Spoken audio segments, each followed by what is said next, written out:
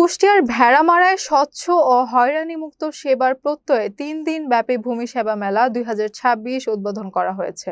মঙ্গলবার সকালে উপজেলা ভূমি অফিস চত্বরে ফিতা কেটে মেলার আনুষ্ঠানিক উদ্বোধন করা হয়। পরে উপজেলা অডিটোরিয়ামে জনসচেতনতামূলক সভা অনুষ্ঠিত হয়। উপজেলা ভূমি অফিসের আয়োজনে অনুষ্ঠিত এই সভায় সভাপতিত্ব করেন ভেড়ামারা উপজেলা নির্বাহী কর্মকর্তা আমিরুল আরাফাত। প্রধান অতিথি হিসেবে উপস্থিত ছিলেন কুষ্টিয়া ২ আসনের সংসদ সদস্য আলহাজ আব্দুল গফুর এমপি। স্বাগত বক্তব্য রাখেন উপজেলা সহকারী কমিশনার গাজী আশিক বাহার। অনুষ্ঠানে আরও উপস্থিত ছিলেন ডক্টর নুরুল আমিন জসিম, উপজেলা জামায়াতের আমির জালাল উদ্দিন, উপজেলা বিএনপির আহ্বায়ক অ্যাডভোকেট তৌহিদুল ইসলাম আলম, সদস্য সচিব শাহজাহান আলী সহ বিভিন্ন দপ্তরের কর্মকর্তা ও কর্মচারীরা। বক্তারা বলেন, ডিজিটাল ভূমি ব্যবস্থাপনার মাধ্যমে সাধারণ মানুষকে হয়রানিমুক্ত ও দ্রুত সেবা দেওয়াই সরকারের মূল লক্ষ্য।